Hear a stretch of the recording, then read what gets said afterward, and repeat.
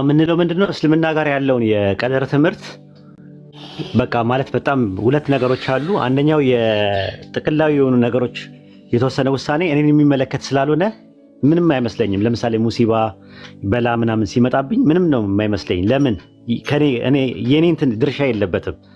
እኔን የሚመለከተው እኔን የሚያስጠይቀኝና ሊያስቀጣኝ የሚችለው ነገር ላይ ግን ጎበዝ እንደሆነ ያደርገኛል።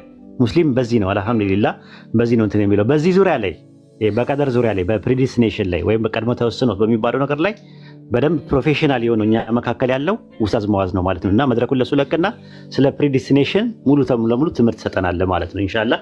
ሁሉ ደግሞ የሁለቱ ሸሪዒና ከዊኒ የሚባሉት ምንድናቸው የሚለውን ወደ አማርኛም እየመለስክ በደንብ ብትንትና አድርገህ ለኡማው ኢንሻአላህ። ሌሎቻችሁ ቅሉ ያ ጀማ የሚጠቅም ትምህርት ነው።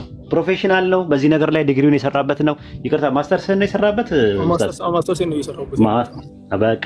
ስለዚህ በዚህ ዙሪያ ላይ የሰራበት ስለሆነ ሌላ ጊዜም ጥያቄ ሲኖራችሁ በደንብ ፕሮግራም እያያዝን በዚህ በቀደር ዙሪያ ላይ እንማማራለን ማለት ነው ኢንሻአላህ። ተቀበል። ቢስሚላሂር ረህማኒር ረሂም ጀዛከላሁ ኸይር ኡስታዝ ወሒድ። ድንገት እርሶን ሰላም ለማለት ብቻ ነበር የገባሁት። ስገባ ደግሞ የተነሳው ቶፒክ በጣም ደስ የሚል ቶፒክ ነው። ከበፊትም ጀምሮ የሚወደው ቶፒክ ነው። ምክንያቱም ስለ ቀደር ጉዳይ አብዛኛው ወንድሞችና እህቶች ግራ የተጋቡበትና መጠየቅም የከበዳቸው ነጥብ ነው። ምክንያቱም ከጠየቁ የሆነ ችግር የሚፈጠርባቸው አድርገው ነው የሚያስቡት። ነዓም የቀደር ጉዳይ በደንብ አድርጎ ወደ ውስጡ ገብቶ የማይሆን ጥያቄ የሚያነሳ ሰው ሌላ ጥያቄ ሊፈጥርበት ይችላል። በተለይ ቀደር የሚባለው ነገር ከሚስጥርነቱ ጋርም ተያይዞ ማለት ነው። ስለዚህ አሁን የቀደር ጉዳይ በጣም ሰፊ ጉዳይ ነው። ብዙ ሰዎች ይፈሩታል። ወላኪን መጠየቅ ያለባቸው የማይፈሩ ጥያቄዎች በተለይ ዛሬ ወገናችን ክብረት እንዳነሳው አይነት ጥያቄዎች ሲነሱ ደግሞ ለነሱ አይነት ጥያቄዎች መልስ መስጠት የበለጠ ኢስላም ላይ እንድንጸናና ኢስላም ምን ያህል ፍትሃዊ እንደሆነ አላህ ደግሞ ሱብሓነሁ ወተዓላ ምን ያህል ለፍጥረቱ አዛኝ አምላክ እንደሆነ በደንብ አድርጎ ያሳውቃልም ማለት ነው። ስለዚህ ኢንሻአላሁ ተዓላ እንትን እላለሁ። ቅድም ኡስታዝ ወሒድ ተናግሮ ነበር القدر الشرعي القدر الكوني በሚል ወይ ደግሞ المشيئة የሚባለው አጠቃላይ ወደ قدر الكوني ነው የሚመጣው። እሱን ነገር ተናግሮ ነበር ኡስታዝ ወሒድ። ያንን ነገር ለመተንተን ያክል ነው ኡስታዝም አንስተውታል፣ ለመድገም ያክል ማለት ነው። ወላኪን ስንደግሞ ወደ ውስጥ እየገባን ነው። ምን ደግሞ ምን መሰላችሁ ወንድሞችና እህቶች፣ ስለ ቀደር ጉዳይ ሲነሳ ወይ ደግሞ ስለ ፈጣሪ ውሳኔ የሚባል ነገር ሲነሳ ትላልቅ አራት ነጥቦች አሉ መታወቅ ያለባቸው በኢስላም ደረጃ። አሁን ቅድም ወገናችን ክብረት ያነሳው ነገር ከክርስትና እምነት አንፃር እሱ ሲያነሳው ሳዳምጥ ነበር። ትክክለኛ አስተሳሰብ ነው የክብረት አስተሳሰብ። ምክንያቱ ሲባል አምላክ ይሄን ነገር ካደረገ በኋላ ተጸጸተ የሚል ነገር ከመጣ የሚያውቅ ሰው አንድን ነገር የሚያውቅ ሰው ያን ነገር በማድረጉ አይጸጸትም። ምክንያቱም ፈጣሪ አዋቂ ነው፣ ጥበበኛ ነው፣ ሁሉም ነገር ለማድረግ ምክንያት አለው ተብለን የምናምን ከሆነ ያን ነገር ካመንን ባደረገው ነገር ላይ መጸጸት የለበትም። ከዚያ አንፃር ነው እሱ እያሰበ ያለው። ወላኪን ወደ ኢስላም ስንመጣ ስለ ቀደር ጉዳይ ሲነሳ ቀደር አራት ትላልቅ ነጥቦች አሉት። ከአራቱ ነጥቦች የመጀመሪያው ዒልም ነው ወይ ደግሞ እውቀት ነው። ፈጣሪ ይሄን ነገር ያውቃል ወይስ አያውቅም የሚል ነገር ነው። ሁለተኛው ነጥብ ደግሞ አልኪታባ ነው፣ ጽሁፍ፣ ያ የሚታወቀው ነገር እውቀቱ ተጽፏል አልተጻፈም የሚል ነገር ነው። ሶስተኛው ደግሞ መሺአ ነው፣ ፍላጎት ነው። ይህ ነገር የፈጣሪ ፍላጎት አለበት ወይስ የለበትም የሚል ነው። አራተኛውና የመጨረሻው ደግሞ አልኸልቅ ነው የሚባለው ፍጥረት ማለት ነው። ያን ነገር መፍጠር አበትና ጥናቶችን ካደረክ በኋላ ነው ያ ጥናቱ ፍጥረት የሚባለውን ነገር ነው የሚገልጸው። ወይ ደግሞ ያን ነገር ስራው ተፈጥሮ በአካል ሲታይ ማለት ነው። እነኛ አራት ነጥቦች አሉት በኢስላም። ወደ መጀመሪያው ስንመለስ ፈጣሪ ሁሉን ነገር ያውቃል ወይስ አያውቅም? ወደ ዒልም ጉዳይ ስንመለስ ሐዲስ ላይ ነብያችን ሰለላሁ ዐለይሂ ወሰለም በግልጽ እንዳስቀመጡት ኢነላህ ያዕለሙ ማ ካነ ወያዕለሙ ማ የኩኑ ወያዕለሙ ማ ለም የኩን ለው ካነ ከይፈ የኩኑ ነው ያሉት። አላህ ሱብሓነሁ ወተዓላ አይሰማም ነው የምትሉት ወንድሞች? አይሰማም ነው የምትሉት? እሺ ኢነላህ ያዕለሙ ማ ካነ አላህ ሱብሓነሁ ወተዓላ ተፈጥሮ ያለፈውን ነገር ሁሉንም ያውቀዋል። ወያዕለሙ ማ የኩኑ ያልተፈጠረውን ገና ወደፊት የሚከሰተውን ነገር በአጠቃላይ ያውቀዋል። ወያዕለሙ ማ ለም የኩን ለው ካነ ከይፈ የኩኑ ያልተፈጠረን ወይ ደግሞ ያልተከሰተን ግን ያለፈን ነገር ቢከሰት ኖሮ ምን ይሆን እንደነበር በደንብ አድርጎ ያውቀዋል። ለምሳሌ ያክል የሆነ ግለሰብ መኪና እያሽከረከረ ቅድም መኪና ይዤ ነው የመጣሁት። መኪና ይዤ ስመጣ አልহামዱሊላህ ምንም አይነት ችግር መንገድ ላይ አላጋጠመኝም። የሆነ ችግር መንገድ ላይ ቢያጋጥመኝ ኖሮ ምን ሊከሰት እንደነበር አላህ Subhanahu Wa Ta'ala ያውቀዋል ማለት ነው። ማለትም የተከሰተውን ወይ ደግሞ የሆነውን ነገር ብቻ ሳይሆን ያልሆነው ነገር እንኳን በፕሮባቢሊቲ ደረጃ እንኳን የተቀመጠውን ነገር በአጠቃላይ ፈጣሪ ያውቀዋል ነው። ወላኪን ሁለተኛ ነጥብ ላይ እንመጣለን። አሁን ሁለተኛ ነጥብ ላይ እንመጣለን። እሱ ምንድነው? ኪታባ ነው። ይሄ ፈጣሪ የሚያውቀው ነገር አላህ Subhanahu Wa Ta'ala ያወቀው ነገር ሙሉ በሙሉ ተጽፏል ወይስ አልተጻፈም? ይሄንን ኡስታዝ ወሒድ ቅድም አስተውት ነበር። አላህ Subhanahu Wa Ta'ala ያወቀው ነገር ሙሉ በሙሉ ተጽፏል፣ ግን ረብል ዒዘቲ ወልጀላል ዘንድ ነው የተጻፈው፣ አላህ Subhanahu Wa Ta'ala ዘንድ ነው።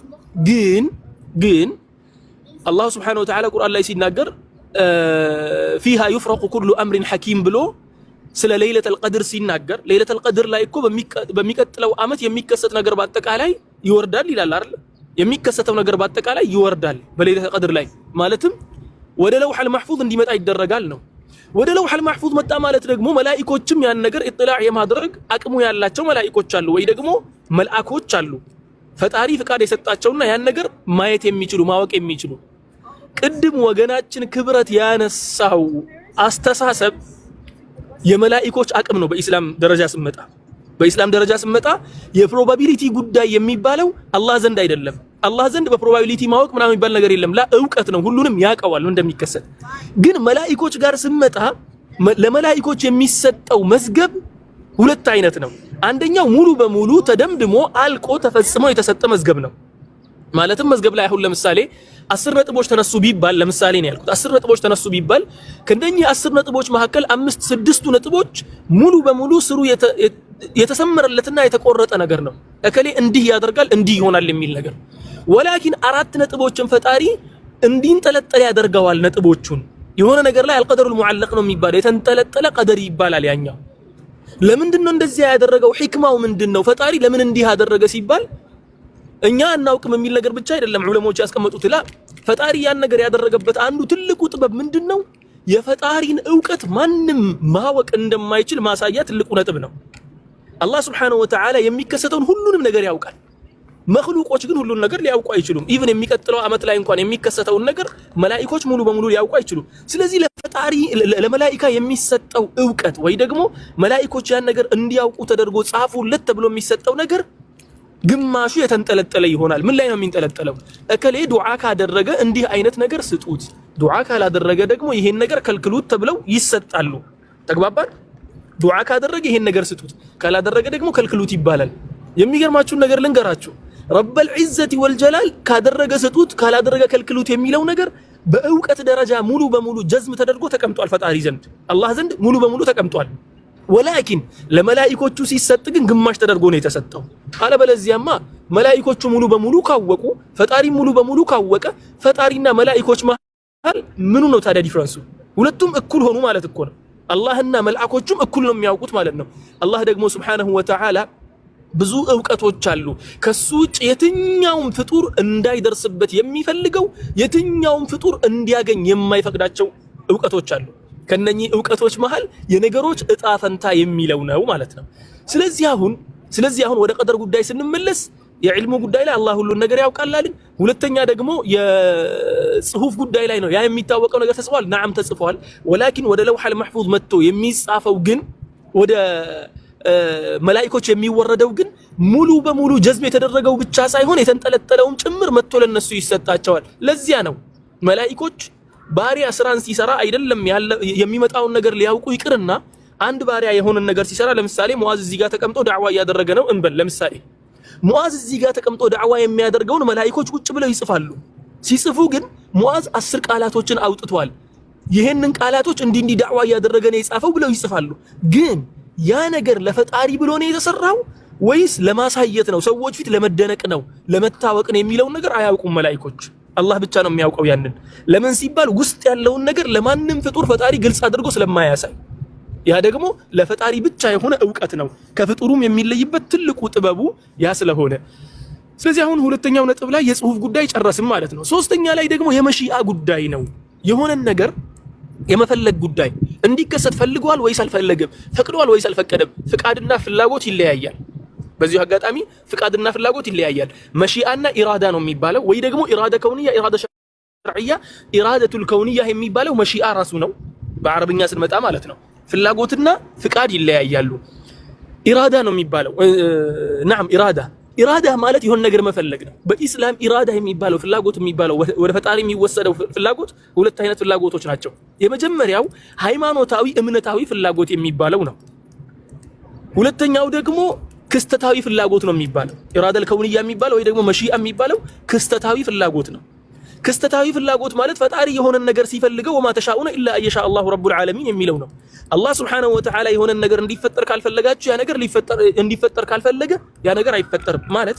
እኛ ለምሳሌ ዱዓ ለማድረግ ፈለግን፣ ዱዓውን ለማድረግ ቁጭ ብለን ዱዓ እናድርግ ስንል የሆነ ነገር መጥቶ ረብሾን ተነሳን ማለት ነው።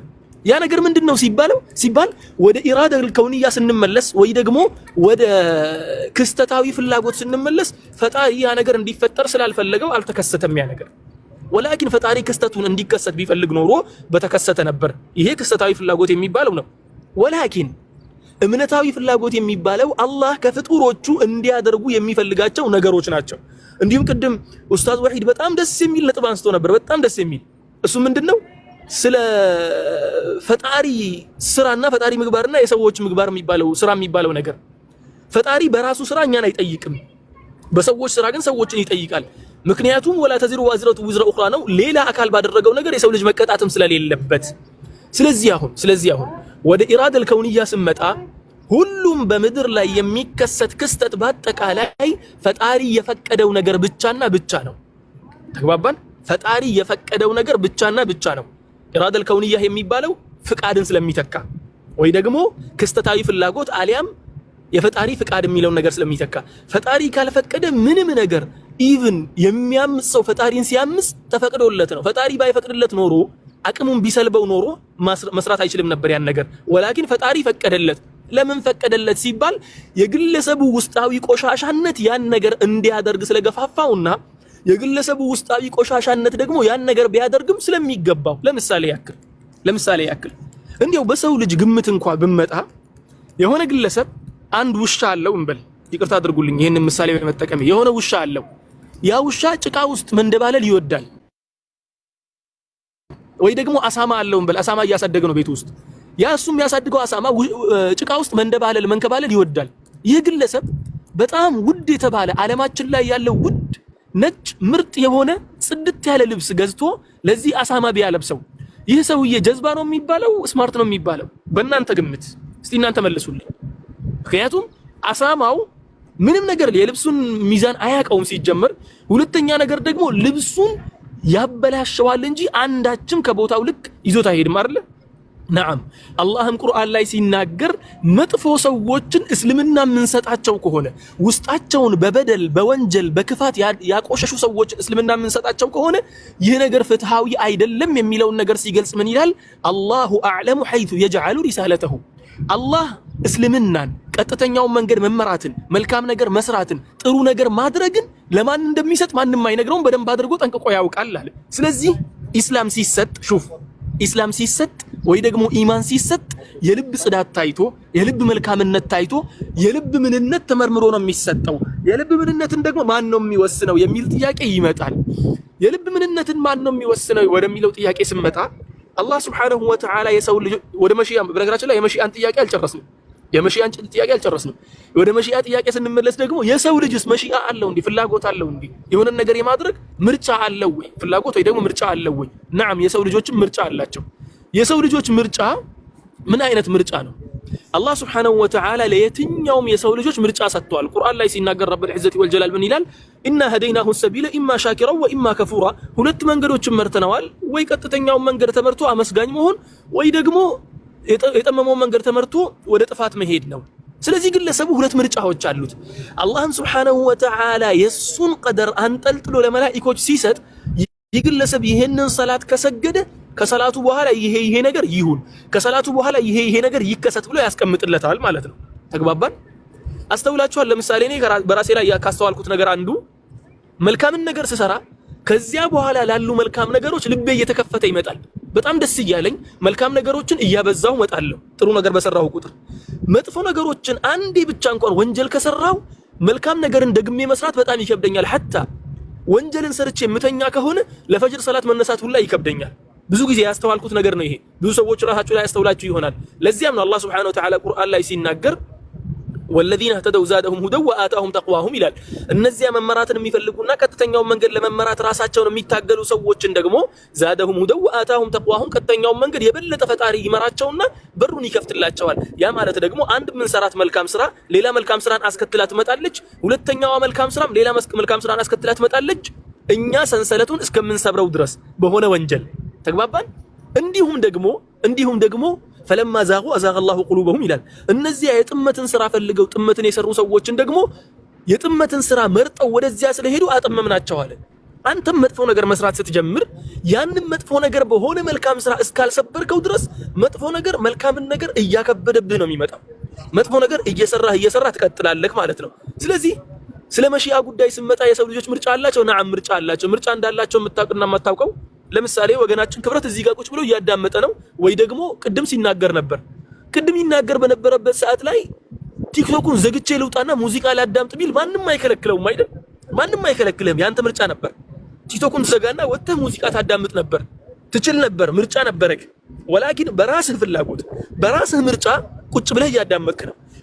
አሁንም እየሰማኸኝ አቦይ ልጅ ደብሮኛል ምንድነው ዝም ብሎ የሚያወራው ብለህ መውጣት ትችላለህ። ማንም አይከለክልህም። ምክንያቱ ሲባል ነፃ ምርጫ አለክ። በዚህ ነፃ ምርጫ ምክንያት የምትመርጠው ነገር ይታይና ይገመታል። ይህ ግለሰብ መልካምን ነገር ይፈልጋል እንዴ ውስጡ ለመልካም ለቀና ነገር የተከፈተ ነው ወይ የሚል ነገር ይታይና በስተመጨረሻም በዚያ ልክ የምትመነዳ ይሆናል። ስለዚህ ወደ ምርጫ ጉዳይ ስመጣ ወደ ፈጣሪ ጉዳይ ስመጣ ፈጣሪ የሚሰሩትን ነገሮች በአጠቃላይ እስካልፈቀደ ድረስ አንዳችም ነገር ያለ ፍቃዱ አይሆንም። ምክንያቱም ግዛቱ ውስጥ እኮ ነው ያለነው አይደለ? ያለ ፍቃዱ ምን ልንሰራ ነበር? ተግባባን? ግዛቱ ውስጥ እኮ ነው ያለነው። ግዛቱ ውስጥ ያለ ሰው ያለ ፍቃዱ ምንም መስራት አይችልም። ግን የሰው ልጅ የምርጫ ነፃ ፍቃድ አለው ወይ? ነዓም ነፃ ፍቃድ አለው። ነፃ ፍቃዱ ግን ቬሪፋይ የሚደረገውና ወደ ተግባር የሚለወጠው የፈጣሪ ፍቃድ ሲታከልበት ነው። ለምሳሌ ያክል ክብረት አሁን እያዳመጠኝ ምን አለ? ይሄንን እንትን መጨረስ አለብኝ አለ። ይሄንን ላይቭ ቁጭ ብዬ በቃ ይሄ ሙአዝ የሚባለው ልጅ እስኪጨርስ ድረስ መጨረስ አለብኝ ብሎ ወሰነ። ከወሰነ በኋላ ሞባይሉ ጠፋ ስላችሁ በቃ ሸዳውን ሆነ። ዝም ብሎ ቻርጅ ቢሰካ ባይሰካ ምንም ነገር አልሰራም ማለት ክብረት ወስኖ አልነበረም እንዴ? ወስኖ ነበር። ግን ፈጣሪ አልወሰነው፣ ፈጣሪ አልፈቀደው። ፈጣሪ ካልፈቀደው የክብረት ፍቃድ ሚዛነ ቢስ ነው የሚሆነው። ምንም የሚቀመጥበት ቦታ አይኖረው። ምክንያቱ ሲባል ሁሉም ፍጥረት የፈጣሪ ፍጡር ነው። የፈጣሪ ፍጡር እስከሆነ ደግሞ ያኔ ያለው። ስለዚህ የመሺአ ጉዳይ ጋር ስመጣ ፈጣሪ እስካልፈቀደው ያለ ፈጣሪ ፍቃድ አንዳች ሊከሰት የሚችል ነገር የለም። ወላኪን መሺአ ኢራዳ ሸርዕያ ወይ ደግሞ ኢራዳ ሸርዕያ የሚባለው ጋር ስመጣ ፈጣሪን መገዛት የፈጣሪ ፍላጎት ነው። ቅድም ያነሳሃት ነጥብ አለች ክብረት። ፈጣሪ እሱን እንዳንገዛው ፈልጎ ነበር ማለት ነው የሚል ነገር አንስታል ነው። እዚህ ጋር አሁን ኢራዳ ሸርዕያ ጋር ነው የምንመጣው። ኢራዳ ሸርዕያ ማለት ፈጣሪ በአምልኮ ደረጃ ከሰዎች ልጅ የሚፈልገው ነገር ማለት ነው። በአምልኮ ደረጃ ከሰዎች ልጅ የሚፈልገው ፈጣሪ በአምልኮ ደረጃ ከሰው ልጅ የሚፈልገው አንድና አንድ ነገር ብቻ ነው። እሱ ምንድነው? እሱን እንዲገዙትና በሱ ሌላን እንዳያጋሩ፣ መልካም ነገሮችን እንዲሰሩ፣ ከመጥፎ ነገሮች እንዲርቁ፣ ጥሩ ነገሮችን ብቻ እንዲሰሩ ነው ፈጣሪ የሚፈልገው። ወላኪን ይሄ ኢራዳ ሸርዕያ የሚባለው ነገር የግድ መከሰት አለበት ማለት አይደለም። ፈጣሪ ያን ነገር ይፈልገዋል ማለት ከፈለገ በኋላ ለሰዎች ልጅ ምርጫ ይሰጣል። ከሰው ልጆች መካከል ምርጫውን ፈልጎ መጥቶ አጥንቶ ኦኬ ፈጣሪ ከኔ የሚፈልገው ይሄ ነው እንዴ ብሎ መጥቶ የሚፈልገው ወይ ደግሞ መጥቶ የሚያገኘው ፈጣሪ የፈቀደለት ሰው ያን ነገር ያገኛል። ያን ነገር ያላገኘና ኃጢአት የሰራ ሰው ደግሞ ኢራዳ ሸርዕያ የሚባለውን ፈጣሪ ከሱ የሚፈልገውን አምልኮአዊ ፍላጎትን ጣሰ ነው የሚባለው። እንዴ የፈጣሪ ፍቃድ ይጣሳል። መጨረሻ ጋር ስመጣ ደግሞ ወደ ኸልቅ አፍዓል العباد የሚባል የሆነ ትልቅ መስአላ ነው። ይሄ ትልቅ ሰፊ መስአላ ነው። አሁን እናውራ ካልን መግሪብኛ ጋር እየደረሰው ረጅም ሰዓት ነው የሚፈጀው። እሱ ምንድነው? ባሮች ስራቸውን ፈጥረዋል ወይ የሚል። ባሮች ስራቸውን ፈጥረዋል ወይ? ባሪያ እኮ ስራውን ይሰራል አይደል? ለምሳሌ ያክል አሁን እየተናገርኩ ነው። አሁን እየተናገርኩ ያለሁትን ነገር ፈጣሪ ነው እያደረገ ያለው ካልን አንዳንድ ፍርቃዎች እንዲህ የሚሉት ምንድነው? ኸልቅ አፍዓል العباد ላይ እንዲሁም ተናጋሪው ግለሰቡ ሆነ እንጂ አምላክ ነው በሱ ውስጥ እየተናገረ ያለው የሚል እምነት አላቸው። በኢስላም ያ ነገር በአህለ ሱነት ወልጀማዓ ዘንድ እንዴት ነው የሚታየው ሲባል ላ አይደለም። አንድ ግለሰብ ሮቦትን ሰራን በል ለምሳሌ እንዲቀርባችሁ ነው። የሆነ ሮቦት ሲሰራ አርቲፊሻሊ ኢንተሊጀንት የሆነን ሮቦት ነው የሰራው። አርቲፊሻል ኢንተሊጀንስ የተጫነበት ማለት ነው። ኢንተሊጀንት የሆነ ሮቦት ሰራ። ያ ሮቦት በራሱ ሰዓት ራሱን ማዘዝ የሆነ ነገር ማድረግ ይችላል፣ ትእዛዝ ተደርጎበት። ያን ሮቦት ሙሉ በሙሉ ጭኖት ከሄደ በኋላ ያ ነገር ዋዕይ የሚባል ወይ ደግሞ አዌርነስ የሚባል አሁን ላይ አርቲፊሻል ኢንተለጀንስ የሚባሉ ነገሮች በአጠቃላይ አዌርነስ የላቸውም። በዚሁ አጋጣሚ አዌርነስ የሚባል ነገር የላቸው። አዌርነስ ለመፍጠር ነው እየተካሄደ ያለው። የሰው ልጅ ግን አዌርነስ የሚባል ነገር አለው። በራሱ ሁሉን ነገር ሲያደርግ አስቦ አስተውሎ አስተንትኖ ጠቃሚውን ከንትኑ ለይቶ ምኑን ከምኑ ኢንፑት ነገር እንኳን ሳይቀመጥበት፣ ምክንያቱም ሲባል አፈጣጠሩ ራሱ ከነ ኢንፑቱ ስለተፈጠረ ማለት ነው፣ ከነ ሶፍትዌሩ ስለተፈጠረ። ስለዚህ አሁን በስተመጨረሻ ምንድነው የሚሆነው ነገር ይሄን ሮቦት የሰራው ግለሰብ ሮቦቱን ለቀቀውን በል ሮቦቱ አዌርነስ ካለውና የፈለገውን ነገር በራሱ መርጦ በራሱ ምርጫ የሚሰራ ከሆነ ሮቦቱን የሰራው ግለሰብ ነው ሮቦቱ የሰራውን ነገር ሰራ የሚባለው ወይስ ሮቦቱ ነው ሰራ የሚባለው? እያስተዋላችሁ ነው ያልኩት ያለውትን ነገር። የሆነ ግለሰብ አንድ ሮቦት ሰራ ነው ያልኩት። ያ ሮቦት አዌርነስ ካለው አሁን ያሉ ሮቦቶች አንድም አዌርነስ ያለው የለም። 0.0001 አዌርነስ ያለው ሮቦት የለም። አዌርነስ ማለት ነገሮችን በራስ የማስተዋልና በራስ የማድረግ አቅምና ማለት ነው። እስካሁን ድረስ ያሉት የሆነ ነገር ይጫንባቸዋል። ሲኢን የሚባሉ ነገሮች አሉ። ሲኢን ኢንፑት ማለት ነው፣ ይቀመጥባቸዋል። ያን ነገር ተንተርሰው ነው ነገሮችን እንትን የሚሉት። ግን በራሱ ፍላጎት በራሱ ፍቃድ ነገሮችን መወሰን የሚችል ሮቦት አንድ ሰው ሰርቶ ከለቀቀ፣ ምርጫ ሰጥቶት ከለቀቀ፣ ያ ሮቦት ተነስቶ የፈለገውን ነገር መርጦ የሚሰራ ከሆነ ያንን ነገር ሰራ የሚባለው ምንም እንኳን ያ ሮቦት ቬሪፋይ መደረግን ፍቃድን የሚጠብቅ ቢሆንም ያን ነገር ለመስራት ከዚያ ግለሰብ ያን ነገር ሲሰራ እከሌ ሰራ ነው የሚባለው ሮቦቱ ሰራ ነው የሚባለው? ሮቦቱ ሰራ ነው የሚባለው ሙሉ በሙሉ አዌርነስ ስላለው ማለት ነው። ተግባባን? አዌር ስለሆነ ሮቦቱ ሰራ ነው የሚባለው። ከውዝ አዌርነስ አለው ሙሉ በሙሉ። ግን ሰውየው ምን አደረገ ነው የሚባለው? ቬሪፋይ ያደረገ ፈቀደለት ነው። ለምን ፈቀደለት ሲባል ሮቦቱ ያን ነገር ስለሚገባው ፈቀደለት። ወደ ፈጣሪ ጉዳይም ስንመጣ ወሊላሂል መሰሉል አዕላ አላህ ሱብሓነሁ ወተዓላ የሰው ልጅ ከፈጠረ በኋላ ሙሉ በሙሉ አዌርነስ እንዲኖረው ነገሮችን ማስተዋል እንዲችል ማስተንተን እንዲችል ጥሩ ነገር ከሰራው መነዳበታል የሚለውን ነገር እንዲያውቅ አደረገና መልእክተኞችን ልኮ መልእክተኞችም አጠቃላይ ያለውን ነገር የሰው ልጆችን አስረዱ። መልእክተኞች ከፈጣሪ ጋር ሰዎችን አስተዋወቁ። ከፈጣሪ ጋር ሰዎችን ካስተዋወቁና ሁሉን ነገር ካስቀመጡላቸው በኋላ የሰው ልጅ ተለቀቀ ማለት ነው ስራውን እንዲሰራ። የሰው ልጆች ያንን ስራ መስራት ጀመሩ። ያንን ስራ ሲሰሩ በራሳቸው ፍላጎት ነው የሚሰሩት፣ በራሳቸው ሐሳብ ነው የሚሰሩት፣ በራሳቸው ፍቃድ ነው የሚሰሩት። ያ ፍቃዳቸው ግን የፈጣሪን ኢራደል ከውንያ ወይ ደግሞ መሺአ የሚባለውን ያሻል ቬሪፋይ ተደርጎ ወደ ስራ ተገባ። ስለዚህ አሁን ሮቦቱ ሙሉ በሙሉ አዌርነስ ካለውና የራሱን ኃላፊነት የሚቀበል ከሆነ በራሱ የሚሰራውን ነገር ኃላፊነቱን የሚቀበል ከሆነ ሮቦቱ በሚሰራው ነገር የሮቦቱ ሰሪ ያን ነገር ሰራ የሚባልበት ምክንያት የለም። ግን አሰሪ ነው ቢባል ይቻላል። ለምሳሌ ያክል አላህ ሱብሓነሁ ወተዓላ ለም የፍዐል ወላኪነሁ አፍዐለ ነው የሚባለው። አላህ ሱብሓነሁ ወተዓላ ያን ነገር አልሰራም፣ ግን አሰራ። ሰራና አሰራ ይለያያል። ተግባባን? ሰራና አሰራ ይለያያል። ምክንያቱም ሰራ ማለት ራሱ ሙባሽር ነው፣ ያን ነገር በእጁ ይዞ አደረገው ነው። አሰራ ማለት ደግሞ ሌላ አካልን አሰራ ነው። አላህ ሱብሓነሁ ወተዓላ ለባሮች ስራ ሰሪ አይደለም፣ አሰሪ ነው። ናም ፈቃጅ አምላክ ነው። እነሱ ያን ነገር መስራት ሲፈልጉ ፈቀደላቸው። ለምን ፈቀደላቸው ሲባል ኃላፊነቱን ተቀብለው አይደለም እንደ እየሰሩ ያሉት። ማለትም የሆነ ነገር ስትሰራ እኮ ወስነህ ያን ነገር ስታደርግ እኮ ኃላፊነቱን ተቀብለህ እኮ ነው አይደል የምታደርገው። የሆነ ነገር ወስነህ ሙዚቃ ስታዳምጥ አሁን ለምሳሌ ሙዚቃውን ይጎዳሃል መጉዳቱን እያወቅህ ነው የምታዳምጠው። ስለዚህ አንተ በራስህ ፍቃድ ፈልገህ አምነህበት እንትን ያልከውን ፈጣሪ ቢፈቅድልህ ታዲያ ችግሩ የቱ ጋር ነው? ምክንያቱም አንተ ስለምትቀጣበት አንተ ስለምትጠየቅበት ማለት ነው። ወላኪን እንዲህም ሆኖ አላህ ሱብሓነሁ ወተዓላ ወላሁ ዩሪዱ አን የቱበ ዐለይኩም እንዲህም ሆኖ ነፃ ምርጫ ሰጥቶክ ነፃ ምን ሰጥቶ ሁሉን ነገር እንዲፈቅዶልህ አግራርቶልህ እንኳን የፈለከውን ወንጀል ሰርተህ የፈለከውን በደል በድለህ ተመልሰህ ስትመጣና ይቅርታ አድርግልኝ ስትለው ትናንትና አቅሙን ሰጥቶ ያሰራህ አምላክና እሱን ያመጽከው አምላክ ዛሬ ተመልሰህ ይቅርታ ስትጠይቀው ግን አይ የሆነ እንትን አቅርብልኝ የሆነ እንትን አድርግልኝ የሚል ነገር የለም ፈጣሪ ዘንድ። ወዲያ ይቅርታ ያደርግልሃል፣ ነገሩ አለቀ ማለት ነው። ስለዚህ ይሄን ያለው ነገር የቀደር ጉዳይ ይሄን ይመስላል። ከዚህም በላይ በጣም ሰፊ ነው። በተለይ ኸልቅ አፍዓል ዒባድ ላይ ኡስታዝ ወሒድም ይሄው እዚህ ጋር አሉ። እሳቸውም ሊተነትኑት ይችላሉ። ያን ነጥብ በጣም ሰፊ መስአላ ነው። ብዙ ፊረቆች የተፈጠሩበት ጉዳይም ነው ኸልቅ አፍዓል ዒባድ የሚባለው። የመሺአ ጉዳይም እንደዚያው ነው። ቅድም ኡስታዛችን ያነሱት ጀብሪያና ቀደሪያ የሚባሉትም በዚህ ምክንያት ነው የተፈጠሩት እና ይሄን ይመስላል። ስለዚህ በኢስላም ውስጥ ያለው ይሄ ነው። አላህ ሱብሓነሁ ወተዓላ ለባሮች ፍቃድን ሰጥቷል። ናም ሰጥቷል። የነሱ ፍቃድ ግን ተግባራዊ ሊሆን የሚችለው ፈጣሪ ፍቃድ ሲሰጣቸው ወይ ደግሞ ሲፈቅድላቸው ነው። ፈጣሪ ለምን ፈቀደላቸው? እሱ እኮ ነው ያሰራቸው። አላሰራቸውም። የሰው ልጆች አዌርነስ አላቸው፣ ዋዒ አላቸው፣ ማሰብ ይችላሉ። እንዲሁም እኔ ማሰብ የምችለው ማድረግ የምችለው መፍቀድ የምችለው ነገር እኔ ለማድረግ ፈልጌ ስትከለክለኝ ተጋፋኸኝ ነው የሚባለው። እንዲሁም በአንደኛው ሳይድ ከመጣም ማለት ነው። ስለዚህ ፈጣሪ የሰዎችን ልጅ መብትን አይጋፋም፣ ሰጣቸው፣ አቅሙን ሰጣቸው፣ እንዲወስኑ ማደረጋቸው እንት እንዲሉ አደረጋቸው። በወሰኑት ነገር ግን የመጠየቅ ግዴታ አለባቸው ማለት ነው። ምክንያቱም ያን ነገር ስታደርግ ኃላፊነቱን ተቀብለህ ነው የምታደርገውና ይሄው ነው ያለው። አመሰግናለሁ። ጀዛኩሙላሁ ኸይረን። ሰላም አለይኩም ወራህመቱላሂ ወበረካቱ። እሺ በኢኮረስ ደረጃ እስቲ አንዳንድ ነገሮች ንገረን። የምታምነው እንደነ ኦርቶዶክስና ካቶሊክ ነው ኢኮረስ አይደለም? አይ አንተ መጨረሻ ምሳሌ ነው። እኔ ምንም የሚዋሃድም ነገር የለም፣ ምንም እንትን የሚል ነገር የለም። ያው ማስታወስ ነው። ሁለት ነገር እንዲሁ ዝም ብዬ እናንተ እያወራችሁ እያሰብኳቸው የነበሩ ሁለት ነገሮች አሉ። አንደኛው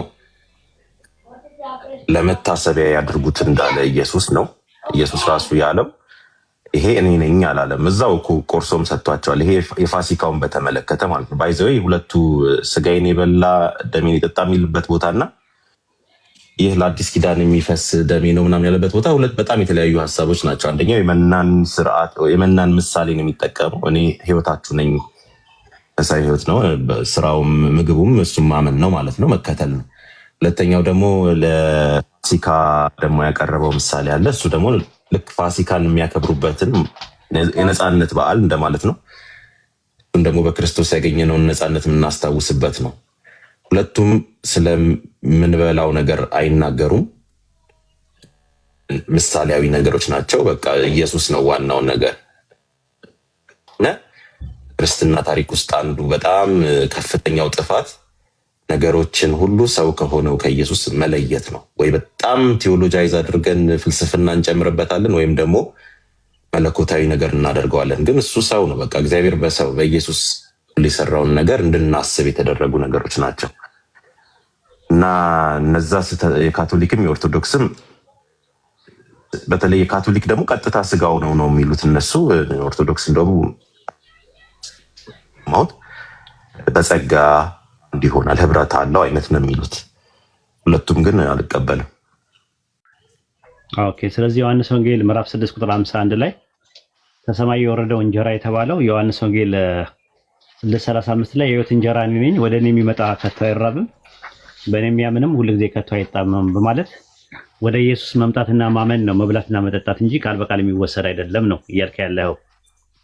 አዎ አይተን ከሆነ ምዕራፍ 6 ቁጥር 63 ላይ ህይወትን የሚሰጥ መንፈስ ነው፣ ስጋ ምንም አይጠቅምም፣ እኔም የምናገረው ቃል ህይወትን መንፈስም ነው ስለሚል የተናገረው ነገር እንጀራ እያለ የሚያወራው ስጋ ደም ምናምን እያለ የሚያወራው ትርጉም ያለው ነገር እንጂ ቃል በቃል ስለ ኢኮረስት እያወራ አይደለም ነው እያልክ ያለው።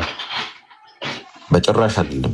እሱ ጋር እንደውም ከእንትን ጋር ከቁርባን ወይም ከጌታ እራት ጋር የሚገናኝም ነገር አይደለም።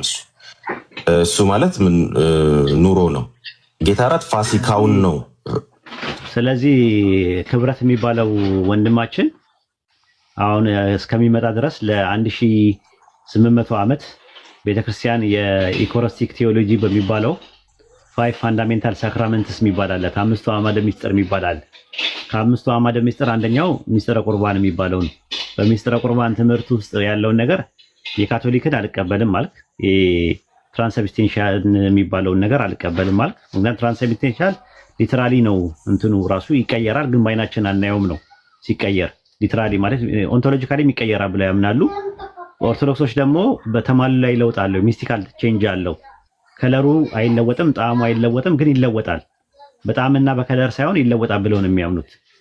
ፕሮቴስታንት ደግሞ የማርቲን ሉተር እና ምናምን ደግሞ የሚያምኑት ደግሞ የኑዋሬ ህብረት ነው፣ ኮንሰብስቴንሻል ነው ብለው የሚያምኑት። አንተ የማርቲን ሉተርን ትቀበለዋለህ? ኮንሰብስቴንሻል ስጋና ደሙ ሪሊ ነው በሚል አልቀበለውም። እሱ የካቶሊክ ተጽዕኖ አለበት። የዙዊንግሊን ነው ሞር እኔ ማለት አሁን እነሱና አናባፕቲስት ዙዊንግሊ ምናምን በኋላ ያው ከፕሮቴስታንቲዝም ጋር አንድ ላይ ነው፣ ግን እንትናቸው ይለያያል። አረጋጋቸው አሁን ሉተርና የሚከተሉት እንዴ ዙዊንግሊና ካልቪኒስት ተዋህዶ ያው አንድ ተቀላቅሎ ሪፎርምድ ሆነዋል። ግን ዙዊንግሊ ሲነሳ ከሉተር ጋር የነበረ እኔ ካልቪን የሚያምነውን አላውቅም። ሜኖናይት የካልቪንን ሳይሆን የዙዊንግሊን ነው የሚከተሉት። እነሱ አናባፕቲስት ናቸው። የሆነ ኤክስትሪሚስት ነገር ኖሮ የአናባፕቲስቶች ውስጥ በጣም አመፀኞች ምናምን ተነስተው እዛ ትንሽ በኃይል እንትን ሲሏቸው ትንሽ መለስ ያለ ትምህርት ነው ሜኖን የሚባል ሰው ተነስቶ እንትን ያለው ማለት ነው። እና አናባፕቲስት ማለት በጥምቀት ደረጃ ነው ክርክሩ የነበረው። ብዙም ስለ ዩካሪስት ያላቸውን ነገር እንትን አልልም። ግን ምንድነው እኔ ምን መሰለህ በግሌ ብትጠይቀኝ ማን ምን አመነ ብዙም አይመለከተኝም። ምናልባት እማራለሁ የሆነ ሀሳብ አገኛለሁ ነው እንጂ መጽሐፉ ግልጽ ይመስለኛል በዛ አቅጣጫ። አንዳንድ መጽሐፉ ላይ ግልጽ ያልሆኑ ነገሮች አሉ የማላውቃቸው። ግን በእውነት ነው የምልህ የጌታ እራት ጥምቀት እንደዚህ በተባለው ነገር ያው የፖለቲካ ስልጣን ስለነበረ ነው ከቤተ ክርስቲያን ጋር ብዙ ችግር የተፈጠረው እንጂ እነዚህ ነገሮች ማሳሳትም ነበረባቸው ብዬ አላምንም። እና አክራሪ እንፈኛ መናፍቆኛለሁ ማለት በዛ። ኦኬ አሪፍ ነው። ጥምቀትም እንደኛ ነው የምትረዳው ወይስ እንደ ሌሎቹ ነው የምትረዳው? ጥምቀት የሚባለውን ነገር ለምሳሌ የውሃ ጥምቀት ለሳሊቬሽን ይሰራል ብለህ ታምናለህ? ለቦርናጌንነት የውሃ ጥምቀት ይሰራል። መታሰቢያ ምስክር ነው። እሱም ቢሆን የብሉይ ኪዳን እንትን እኮ ነው፣ የመንጻት ስርዓት እኮ ነው። የመንጻት ስርዓት ነው። አዎ ልክ ነህ። እና በሁለተኛው ቴምፕል ጊዜ ነው ብዙ ነገሮች እንትን እና ሁለቱም የጌታ እራትም ፋሲካም በለው መናም በለው መንጻት ስርዓትም በለው ምሳሌዎች ናቸው። እኔ ብሉይ ኪዳን ትልቅ ምሳሌ ያለው ዮሐንስ ወንጌል 3:5 ላይ ያለው ሰው ከውሃና ከመንፈስ ካልወለደ ሲል መንፈስ የሚለው ምንድን ነው? ምንን ነው የሚያመለክተው? እኔ መንፈስ ማለት ከእግዚአብሔር መወለድን ነው። ውሃ ንስሐን ነው። አንዳንድ ሰዎች እግዚአብሔር ቃልን ይላሉ። እኔ ግን ንስሐ ጥምቀት በአጠቃላይ የሚወክለው ንስሐን ነው ላለው ኖ አይ ስለ ጥምቀት አያወራም። ዮሐንስ ወንጌል 3:5 ላይ ስለ መወለድ ሰው ዳግም ከውሃና ከመንፈስ ካልተወለደ በስተቀር ሲል የሚወለደው መንፈሳችን ነው አይደለ እንዴ? አዲስ ሰው መሆናችንን በእምነት ማለት ነው። አዎ ግን ከምንና ከምንድን ነው የሚወለደው ነው የሚለው እዛ ላይ ከውሃና ከመንፈስ። ስለዚህ ውሃ የሚለው ምንን ነው? መንፈስ የሚለው ምንን ነው? እኔ እስከገባኝ ድረስ ውሃ ንስሐ ነው፣ ጥምቀትን ነው የሚያወራው። መንፈስ ቅዱስ ደግሞ ያው የእግዚአብሔር መንፈስ ነው። ስለዚህ መንፈስ የሚለው መንፈስን ነው አይደለ? ያ ትርጉም የለውም አይደል? መንፈስ የሚለው መንፈስ የእግዚአብሔር መንፈስ ማለት ነው። እኔ የሚገባኝ እኮ መንፈስ የሚለው እግዚአብሔር መንፈስ። ስለዚህ እኮ ምንም ትርጉም የለውም። መንፈስ ሲል መንፈስ ቅዱስን ነው የሚያመለክተው። ትርጉም የለውም። አዎ ሌላ ትርጉም የለውም። ውሃሳ የሚለው ትርጉም አለው። ለነሱ ያለው ትርጉም በዛ ጊዜ ለነበሩ አይሁድ የንስሐ ትርጉም አለው በጣም ያምናል። ስለዚህ እንግዲህ ውሃን ነው የሚያመለክተው ወይ ውሃ ሲል ትርጉም አለው ወይ? አዎ ቀጥታ አይደለም። የመንፈስ ቀጥታ ነው የተረጎምኩት። አዎ ገብቶኛል ጥያቄ እኮ። ግን እነሱ በሚግባቡበት በዛ ዘመን በማስበው መንፈስን ያውቃሉ ምንም ያውቃሉ በምለው ማለት ነው። አንዱ ጥምቀት ነው፣ አንዱ መንፈስ ቅዱስ ነው። ያው መወለድ የሚለው ቃል በቃል አንተ ምን ብለህ ታስብ? ቀጥል። አዎ ቀጥልሽ። አይ ያንተን መረዳትም ማወቅ ፈልጌ ነው። ምን አስበህ ነው? አዎ እንትን የሚሉ ሰዎች አሉ። በዮሐንስ ወንጌል 3:5 ላይ የተለያየ ትርጉም አለው። አንዳንድ ሰዎች ከውሃና ከመንፈስ ሲባል የመንፈስ ቅዱስ ጥምቀትና የውሃ ጥምቀት ነው። ስለዚህ ለዳግም መወለድ የመንፈስ ቅዱስ ጥምቀትና የውሃ ጥምቀት ያስፈልጋል ብለው ኦርቶዶክስ፣ ካቶሊኮች እና ከፕሮቴስታንትም እነ መካነ ኢየሱስ እነ ሉተራን እንደዛ ብለው ነው የሚያምኑት። ነገር ግን ፕሮቴስታንት ጋር ስትሄድ በሌላ መልኩ ደግሞ ውሃ የሚለው የአምላክን ቃል ነው የሚያመለክተው። ምክንያቱም አንደኛ ጴጥሮስ ምዕራፍ 2 ቁጥር 25 ላይ ዳግመኛ የተወለዳችሁት ከሚጠፋ ዘር አይደለም እና ይልና እንትን ይላል በእግዚአብሔር ቃል ነው ይላል። ስለዚህ ቃል ውሃ የተባለው ቃል ነው ብለው ትርጉም ይሰጡታል። ከዛ እንደዛ ስትሰጣቸው ውሃውን ቃል ነው ብላችሁ ተርጉማችሁ መንፈስን ግን ሳትተረጉሙ የቀራችሁበት ምክንያት ምንድነው ስንላቸው አይ በአንድ አውድ ላይ አንድ የሚተረጎም አንድ የማይተረጎም ነገር ሊቀርብ ይችላል። ለምሳሌ ኢየሱስ ሲመጣ በውሃና በመንፈስ ያጠምቃችኋል፣ በመንፈስ ቅዱስና በእሳት ያጠምቃችኋል ይላል። በመንፈስ ቅዱስ መንፈስ ቅዱስ ነው አይተረጎምም። እሳት ግን የተባለው ግን ትርጉም አለው። መንፈስ ቅዱስ በስራ ላይ ሲቀጣጠል ነው የሚያሳየው እንጂ ቃል በቃል ስለ ፍሌም እና ስለ ካርበን ወይም ደግሞ ስለ ፕላዝማ አይደለም የሚያወራው። ስለዚህ በአንድ አውድ ላይ እና በሚል ስለተያያዘ ቃል የተባለው ማነው ውሃ የተባለው ቃል ነው ብሎ የሚተረጉሙ አሉ። አንዳንዶቹ ደግሞ እና የሚለው የግሪክኛው ቃል ካይ የሚለው ቃል ማለት በሚል ይመጣል። ስለዚህ ሰው ከውሃ ማለትም እና ከመንፈስ ካልተወለደ በስተቀር ማለት ውሃ የተባለው መንፈስ ቅዱስ ነው። የሕይወት ውሃ እኔ እሰጣቸዋለሁ ይላል። በእኔ የሚያምን ዮሐንስ ወንጌል 7:36 ነው 37 አካባቢ ላይ ከሆዱ የሕይወት ውሃ ወንዝ ይፈልቃል ስለሚል ውሃ የሚለው መንፈስ ቅዱስ እንደሚያመለክተው ራሱን ነው ብሎ የሚሉ አሉ። እኔ ግን በጥናቴ የተረዳሁት ነገር ምንድነው ከውሃና ከመንፈስ ዳግም ካልተወለደ ሲል ዳግም መወለድ ማለት ሪጀነሬሽን ወይም ትራንስፎርሜሽንን የሚያሳይ ከሆነ በዚህ ላይ ከተግባባን ከውሃና ከመንፈስ ማለት ከሁለቱ ነብዮች የመጡ የእነሱን ሁለት አስተምሮች የተከተለ ማለት ነው። የትኛውን ነው ሲባል ዮሐንስ በውሃ ነበር ሲያጠምቀው የነበረው የንስሐ ጥምቀትን በዛ የመጣና የተቀበለ ከዛ ቀጥሎ ደግሞ በመጣው መሲህ በመንገድ በተጠረገለት በመሲሁ ደግሞ በመንፈስ ቅዱስ ያጠምቅ ነበረ። ስለዚህ ሰው ከውሃና ከመንፈስ ካልተወለደ ሲል በዮሐንስና በኢየሱስ አስተምሮት ውስጥ ሴትልና ካላደረገ የእግዚአብሔር መንግስት አይወርስም የሚል መልእክት ነው ያለው ነው የሚል አተረጓጎም። እንደዚህ አይነት የፕሮቴስታንት አተረጓጎም አይቻለሁ። ይሄኛው ነው ሞር ነው ዮሐንስ ወንጌል 3:5 ላይ ያለው ኢፌክቲቭሊ ሴንስ የሚያደርገው ማለት ነው ከሁሉም ከመጥምቁ ዮሐንስ እና ከኢየሱስ መጀመሪያም ስትል የነበረው አንተ ያንተን ነው የምደግፈው። የንስሐ ጥምቀት ያልከው ንስሐን ነው የሚያመለክተው ያልከው። አዎ ውሃ የነበረው ሚኒንግ በአጠቃላይ ለዛ ሶሳይቲ ማለት ነው። ኢየሱስ አሁን ሲያወራ ለደቀ መዛሙርቱም ይሁን ላሉት ለፈሪሳውያንም ለምንም ቢያወራ ውሃ አንድ አይነት ነገር ያውቁታል። ለአጠቃላይ እዛ የመንጻት ጋኖች ነበሩ ይላል። ውሃ የነበረባቸው የወይን ጠጅ ያደረጋቸው ማለት ነው። እሱ ያው ምልክት ነው፣ ትርጉም አለው ያምናለው እሱ ተአምር ራሱ። ግን በአጠቃላይ ዝም ብለህ ብትጠይቅ እዛ ማህበረሰብ ውስጥ ሄደህ ውሃ ምንድን ነው የምታደርጉበት ብትላቸው የንስሐ እንትን ነው ምልክት ነው። ጥምቀት የሚባለው ነገር በሙሉ ንስሐን ነው የሚያመለክተው። መንጻትን ከሆነ ከነበረብህ ነገር መታደስን ያመለክታል። አሁን እኔ ንስሐ ለመዳን ውሃው ምልክት ነው እንጂ ንስሐ ለመዳን አስፈላጊ ነው ላለው ወደ ኢየሱስም የንስሐ መመለስ ነው ግን ራሱ ውሃው ውስጥ ካልገባህ የሚለው አስተምህሮ ምን መሰለህ እኔ የምለው ጥቅሶች ለእግዚአብሔር ቃል ታማኝነትን ለጥቅስ ታማኝነት አድርገን በመለወጣችን ነው እንደዚህ አይነት ትምህርቶች የመጡት።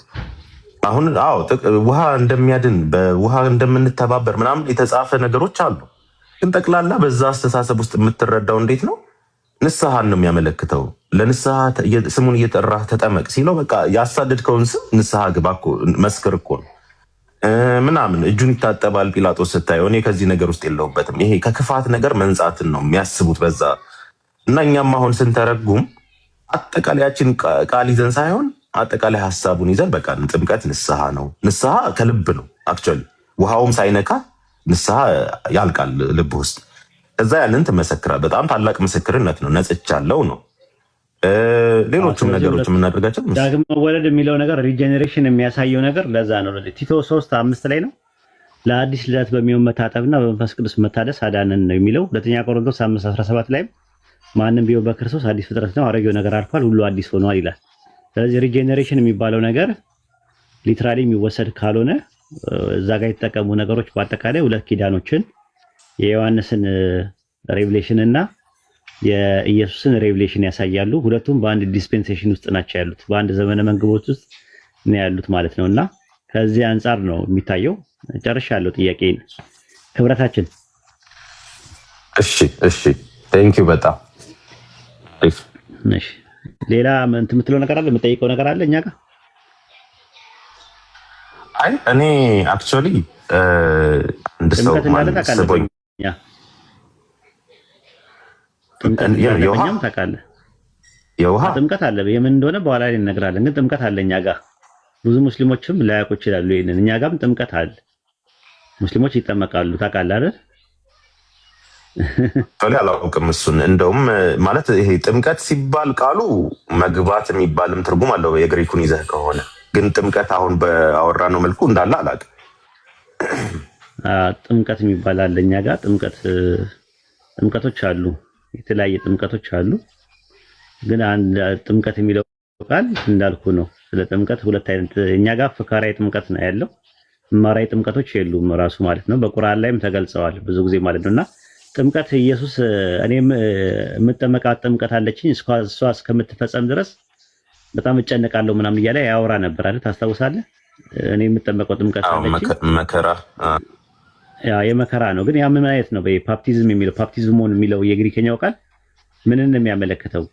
ፓፕቲዝሞ የሚለው ቃል ፓፕቲዝሞ ማለት አንድ ነገር ውስጥ ሙሉ ለሙሉ መግባት የሚለው ሐሳብ አለ። ውሃ ውስጥም ሊሆን ይችላል፣ ሌላም ነገር ውስጥም ሊሆን ይችላል። ስለዚህ ኢየሱስ እኔ የምጠመቃት ጥምቀት አለችኝ እስከምፈጽማት ድረስ እጨነቃለሁ ሲል ሉቃስ 12:50 ላይ በዮሐንስ ጥምቀት ከተጠመቀ በኋላ የምጠመቀው ጥምቀት አለኝ ሲል የሚጠመቀው ጥምቀት ቃል በቃል የሆነ ነገር ተደርጎ እንደማይወሰድ ሁሉ በቁርአን ውስጥም ሱረቱ በቀራ ምዕራፍ 2 ቁጥር 130 ላይ 138 ላይ እንደዛ ነው የሚለው። የተፈጥሮ ጥምቀትን ያዙ ብሎ ነው አላህ የነገረን። 138 ላይ ያላህን ጥምቀት ያዙ ይላል። በማጥመቅም ከአላህ ይበልጥ ያማረ ማን ነው ይላል። አማርኛው መንክር ነው የሚለው። ጥምቀት የሚለው ያ የግዕዝ ቃል ወደ አማርኛ መንክር ማለት ነው። ታስታውስ ነው ነከረ ከሚል ነው። አጠለቀ ማለት ነው። ነከረ አጠመቀ ከሚል ግስ ነው የመጣው ራሱ ማለት ያላህ መንክር ወይም ያላህ ጥምቀት። አብዱላ ዩሱፍ አሊ ያላህ ጥምቀት ብሎ ነው ያስቀመጠው ራሱ። ባፕቲዝም ኦፍ አላህ ብሎ ነው እንትን የሚለው። በአረብኛ ምን ይባላል? ይሄ ነገር ሲብጋህ ይባላል ማለት ነው። ሲብጋህ ማለት ጥምቀት ማለት ነው ራሱ። ሷጋባ ከሚለው ቃል ነው የመጣው። አጠመቀ ከሚል ቃል ነው የመጣው እና የተፈጥሮ ጥምቀት የሚባለው ነገር ያ ነው። የተፈጥሮ ጥምቀት ነው አላህ ያጠመቀን።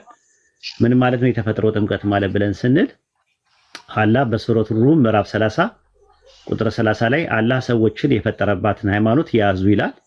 ሱረቱ በቀራ ምዕራፍ 2 ቁጥር 138 ላይ ደግሞ ያላህ መንክር ያዙ ይላል። አምላካችን አላህ በተፈጥሮ ጥምቀት ሁሉም ሰው የአደም ልጆች በአጠቃላይ ከማህፀን በሚወጡበት ሰዓት ላይ ሁሉንም በተፈጥሮ ጥምቀት በዲኑል ኢስላም እንዲጠመቁ አድርጎ ያመጣቸዋል።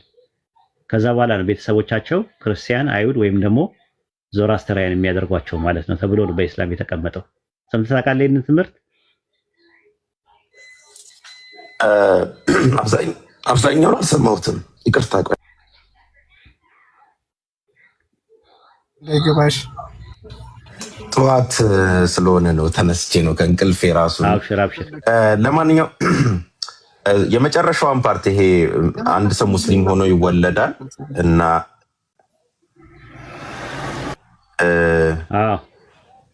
አንድ ሰው ሙስሊም ሆኖ ይወለዳል እና በጥምቀት ወደ ሌላ ሃይማኖት ኮንቨርት ያደርጋል ነው አውቃለሁ። እሱን በጥምቀት ሳይሆን ኖርማሊ ያደርጉታል ነው የሚለው። ለምሳሌ ሕፃን ሆኖ አንድ ልጅ አሁን ለምሳሌ አንዳንድ ሙስሊሞች ምን ይላሉ? እናትና አባቶቻቸው ክርስቲያን በ40 ቀንና በ80 ቀን ሲያጠምቋቸው ሌላ ሃይማኖት ይከተላሉ ብለው ያምናሉ። ግን እንደዛ አይደለም የኛ ትምህርታችን። ረሱል ሰለላሁ ዐለይሂ ወሰለም ምንድን ነው ያሉት? ያ ሰው እስኪል ድረስ ነው ያሉት። ራሱ ኢማም ሙስሊም መጽሐፍ 46 ቁጥር 38 ላይ ረሱል ሰለላሁ ዐለይሂ ወሰለም ማንም የሚወለድ ሰው በአል ፊጥራ በእስላም ላይ ሆኖ እንጂ አይወለድም በአንደበቱ እስኪል ድረስ ነው ያሉት። እነዛ ሰዎች ወላጆቹ ቀርጸው በዛ ሃይማኖት ውስጥ በአንደበቱ አድርጎ በዛ ነገር ውስጥ እስኪያደርጉት ድረስ ቤተሰቦቹ እንጂ 40 ቀንና 80 ቀን የተጠመቀ ልጅ ሙስሊም ነው ለኛ። ሕፃኑም ራሱ ሙስሊም ነው ቢጠመቅም ማለት ነው። ለአቅመ አደምና ለአቅመ ሐዋ ደርሶ ውሳኔ እስኪወስን ድረስ በተፈጥሮ በአልል ፊጥራ ላይ ስር ነው ያለው ብለን ነው የምናምነው። አዎ ኦኬ። በጥምቀት የሚለው ነገር እሺ፣ እንደዛ ይመስለኝ ነበር። አይገስ ፈልጎ አይደለም የለበትም እኮ። አሁን የካልቪንን ትምህርት አንዳንድ ሰዎች ይቃወማሉ። ካልቪን ምንድነው የሚለው? ሰው ዳግም ሲወለድ የሰውየው ምርጫ የለበትም ይላሉ። ምንም ምርጫ የለበትም ይላሉ ካልቪኒስቶች። ምንም ምርጫ የለበትም፣ ያለ ምርጫው ዳግም ይወለዳል። ዳግም የሚወለደውን ፈጣሪ የሚፈልገውን ነገር ነው ይላሉ። ኦርቶዶክሶች ደግሞ ያ ነው በፈቃድ ላይ ተመሰረተ እንጂ ዳግም መወለድ የለም ይላሉ። ግን ሕፃን ልጅ ግን አሁን ዳግም ሲወለድ እንደዛ ከውሃ ሲወለድ ከመንፈስ ቅዱስ ሲጠመቅ በኦርቶዶክስና በካቶሊክ ትምህርት ሕፃን እያለ ሲጠመቅ የእሱ ፈቃደኝነት አለበት? የእሱ እጅ አለበት? የለበትም። እኔ ካቶሊኮች እንደውም የውርስ ኃጢአት ይሄ ከኦገስቲኒያን ትራዲሽን ስላላቸው የውርስ ኃጢአት ሊተራሊ ኃጢአት ይወረሳል የሚል ትምህርት አለ በካቶሊክ። እኔ አንዳንዴ ካልቪን በጣም እሱን አክርሮ ሄዷል። ኦርቶዶክስ ጋር እኔ ኮንፊውዝድ የምሆነው የውርስ ኃጢአት የለም ነው የሚሉት እና በጣም ጥሩ ነው እንደዚህ ማመናቸው እንደውም ብዬ ነው። ድቀተ ባህሪ ያለው ያምናሉ። ድቀተ ባህሪ አለ ብለህ ድቀተ ባህሪ ደግሞ በጥምቀት አይወገድ። ይኸውልህ ምን መሰለህ አዳም የወረስነው ጥንተ አብሶ ራሱ በጥምቀት ነው ብለው ደግሞ ይናገራሉ። ኢየሱስ ያስወገደው እሱን ነው ምናምን ብለው ይናገራሉ። ትንሽ ኮንፊውዥን አለ እዛ ውስጥ እና ከዚህ ውስጥ ግን ምክንያቱም ውጤቱ አለብን ግን መንስኤው የለብንም እኮ ማለት ነው። የውርስ ኃጢአት ወይም ደግሞ ጥንተ አብሶ የሚባለው ነገር ያኔ ለምሳሌ ማለት ነው ኡስታዝ ሁለት አካላቶች ሁለቱም እውቀታቸው ምሉእ የሆነ አካል ተገናኝተው ምን ሊያወሩ ይችላሉ? ለምሳሌ እኔና አሚር ሁለታችንም ስለ አተም ዲቴል የሆነ ናውሌጅ ፉል ናውሌጅ አለን። ምንም የቀረን ነገር የለም። ተገናኝተን ስለ አተም ምን ልናወራ እንችላለን? አዲስ ነገር። ይህንን ስጠይቅ ለምሳሌ አምላክና አምላክ ይነጋገሩ ነበረ፣ አብና ወልድ ይነጋገሩ ነበር እና አብም ሁሉን የሚያውቅ ከሆነ አካሄድ እኮ ገብቶኛል። ወደዛ ልለጥፍባቸው ለጥይታቸው ነው። በቃ እናንተ ስትጠይቁ ከንጽጽር ጋር ነው እንትናችሁ ማለት ነው። አሪፍ ነው። ራሱ ሙሉ እውቀት ካለው ለምንድን ነው አንደኛው የአንደኛውን የሚያሳውቀው? አንደኛው የአንደኛው መልእክተኛ ለምንድን ነው የሚሆነው? አንደኛውን ለምንድን ነው የሚያዳምጠው ነው። ወንደርፉል ጥያቄ። እኔ እንደዚህ ነው የምፈልገው። ንጽጽር ላይ ስትሆኑ እንደዚህ መመራመር ማለት ነው። ራሱ ሙሉ እውቀት ካለው አንተና አሚር አንድ ትምህርት ቤት ውስጥ ፊዚክስ ሙሉ ለሙሉ ከተማራቸው አንተ የአሚር መልእክተኛ መሆን አይጠበቅብህም። ለምን? አንተ ጋር አሚር ጋር ያለው ነገር አንተ ጋር ያለው አለ። ስለዚህ እኔ ከራሴ ምንም አልናገርም ካልክ ግን ባዶ ኮንግ ግን ጥያቄ ምልክቱት ነው። አሚር የሚያውቀው እውቀት አንተ የለህም ማለት ነው። ይህንን ተመርኩዘን ነው ዮሐንስ ወንጌል 12:49 ላይ እኔ ከራሴ ምንም አልተናገርኩምና ነገር ግን የላከኝ አብ እርሱ የምለውንና የምናገረውን ትእዛዝ ሰጠኛለህ። ስለዚህ የምናገረው አብ እንደነገረኝ ነው የምናገረው ብሎ ነው ያስቀምጠው። አብ እንደነገረኝ እንዲሁ እናገራለሁ አለ። ዮሐንስ ወንጌል ምዕራፍ 14 ቁጥር 10 ላይም እንደዛ ነው የሚናገረው። እኔ ከራሴ ምንም አልተናገርኩምና ይላል። ምንም ነገር የለህማ ማለት ነው። ዮሐንስ ወንጌል ምዕራፍ 14 ቁጥር 24 ላይም ይህ የምትሰሙት ቃል የላከኝ እንጂ የኔ አይደለምና አለ። የራሴ የለህም ማለት ነው። ዮሐንስ ወንጌል ምዕራፍ 15 ቁጥር 15 ላይ አባቴ የሰማሁትን ነገር አስታወቅኳቸው አለ። እውቀት ከአብ የሰማኸው ነው? አዎ። ዮሐንስ ወንጌል ምዕራፍ 8 ቁጥር 26 ላይ የላከኝ እውነተኛ ነው፣ እኔም ከእርሱ የሰማሁት እነዚህን ለዓለም እናገራለሁ አለ። እየሰማህ ነው? አዎ። ዮሐንስ ወንጌል ምዕራፍ 5 ቁጥር 30 ላይ እኔ ከራሴ አንዳች ላደርግ አይቻለኝም፣ እንደሰማሁ ፈርዳለሁ አለ። እየሰማህ ኦኬ፣ ጥሩ። ዮሐንስ ወንጌል ምዕራፍ 8 ቁጥር 40 ላይ መልሱን ይሰጠናል። ከአምላክ ሰምቼ የነገርኳቸው ሰው ነኝ። ሲሰማ የነበረው ማን ነው? ሰው ነው። እዛው ላይ ቁጥር 8:28 ላይ አባቴ እንዳስተማረኝ ይላል። ትማራለህ ማለት ነው። ስለዚህ አባትህ ካስተማረ ሰው ነህ ማለት ነው። አንተ ከአምላክ ሰምቼ የነገርኳቸው ሰው ይላል። ሰውና አምላክ ስለሚለያይ ነው። ዮሐንስ ወንጌል ምዕራፍ 7 ቁጥር 16 እና 17 ላይም ትምህርቴ ከላከኝ እንጂ ከኔ አይደለም አለ። ይህ ትምህርት ከኔ ወይም ከአምላክ መሆኑን ታውቃላችኋል፣ ማገናዘብ ትችላላችኋል። ከላከኝ ነው ከኔ አይደለም ማለት። ስለዚህ አምላክ ሙሉ እውቀት ካለው ሁለተኛው አምላክ እግዚአብሔር አብ እና እግዚአብሔር ወልድ ሁለቱም እውቀት ካላቸው እርስ በርሳቸው ማውራት ለምን አስፈለገ ነው የሙባረክ ጥያቄ። አንደኛው ከአንደኛው መልእክተኛ ለምን ይሆናል? አንደኛው ከአንደኛው እንትን ለምን ይሆናል ነው ጥያቄው። እና ይህን ጥያቄ አይመለስም ማለት ነው። አንድ ሌላ ነገር ልጨምርልህ ሙቤ፣ ልጨምርላችሁ አንድ ነገር። ይችን ነገር ያዙ። ልሳነ መስቀል ዘሰኔ ምዕራፍ 28 ቁጥር 33 ላይ ምን እንደሚል ታውቃላችሁ? ስሉስ ጸባዖት ይላል። ሌላ አሁን ስሉስ አምላክ አይተናል፣ ስሉስ ቅዱስ አይተናል፣ ሰለስቱ አማልክት አይተናል፣ ሰለስቱ አጋዕዝት አይተናል፣ ሰለስቱ ነገስታት አይተናል። ዛሬ ስሉስ ጸባዖት ይላል። ምን ማለት ነው ከተባላችሁ ጸባዖት ማለት ሁለት ትርጉም አለው። አንደኛ ሰራዊት ማለት ነው በግዕዝ። ጸባዖት ማለት ደግሞ አሸናፊ ማለት ነው። ስለዚህ ስሉስ ጸባዖት ማለት ሶስት አሸናፊዎች ማለት ነው። ሶስቱ አሸናፊዎች ይላሉ። አሸናፊ ስንት ነው ያለው? ሶስት ናቸው ያሉት። የት ነው የሚኖሩት? ገድለ አባ ጊዮርጊስ ዘጋስጫ ምዕራፍ 11 ቁጥር 11 ላይ ስሉስ እግዚአብሔር ጸባዖት ይላል። መንበረ ጸባዖት ይባላል። ታውቃላችሁ? መንበረ ጸባዖት የጸባዖት መንበር ማለት ነው። ሶስት አሸናፊዎች አሉ። የነሱ መንበር ነው ሰማይ ላይ ያለው። ከዛ ስሉስ እግዚአብሔር ማለት ምን ማለት ነው? ትርጉሙ የሚነግረኝ ሰው አለ? ስሉስ እግዚአብሔር ስሉስ እግዚአብሔር ሶስቱ እግዚአብሔር አይደል? ስሉስ እግዚአብሔር ማለት ሶስት እግዚአብሔር ማለት ነው ትርጉሙ። እነማን ናቸው ሶስት እግዚአብሔር? አብ ወልድ መንፈስ ቅዱስ። እና እኛ ጋር ስትመጡ ነው ሶስት እግዚአብሔር የለም የምትሉን ክርስቲያኖች። ስሉስ እግዚአብሔር አባ ጊዮርጊስ ዘጋስጫ ምዕራፍ 11 ቁጥር 11 ላይ ስሉስ እግዚአብሔር ጸባዖት፣ በመንበረ ጸባዖት ላይ የተቀመጠው ጸባዖት ሶስት ጸባዖት ነው። ስሉስ ጸባዖት ነው ራሱ ስሉስ ሶስት ጸባዖቶች ናቸው ያሉት በላይ የተቀመጡት። እኛ ጋር ሲመጡ አረ ሶስት አምላክ አንልም ይላሉ። እና አንደኛው ከአንደኛው ጋር ያወራል። አምላክ ከአምላክ ጋር ካወራ ምንድነው የሚሆነው? ሁለቱን ነው በቃ ሙቤ እንዳለው አምላክ ሙሉ ዕውቀት ኖሮት ሌላ አምላክ ደግሞ ሙሉ ዕውቀት ኖሮት አምላክ ከአምላክ ጋር ካወሩ ወደ ስንት አምላክ ይሆናል? አንደኛው ጋር ለምንስ ያወራሉ? ሙሉ ዕውቀት ካላቸው ሙቤ እንደዛ ነው ለሐሳብህ።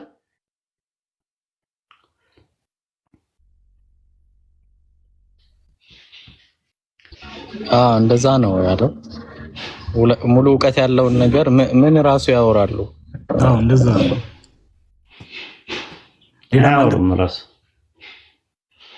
ሌላ ነገር ያወራሉ። ምን ያወራሉ? አንተ በጣም ከባድ ጥያቄ ግን ምን ሊያወሩ ይችላሉ?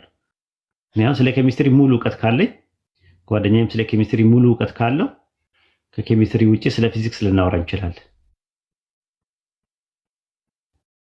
አምላክ ሙሉ ዕውቀት ካለው አያወሩም። በቃ መመለከት ሊሆን ይችላል ምናልባት የሚያወሩት